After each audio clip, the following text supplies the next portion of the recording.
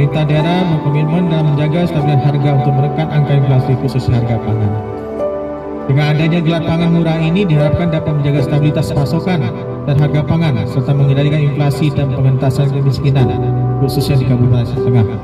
Atas nama pemerintah daerah, kami sangat mendukung pelaksanaan gelar pangan murah, mempermudah masyarakat untuk memperoleh bahan pangan pokok dengan harga terjangkau.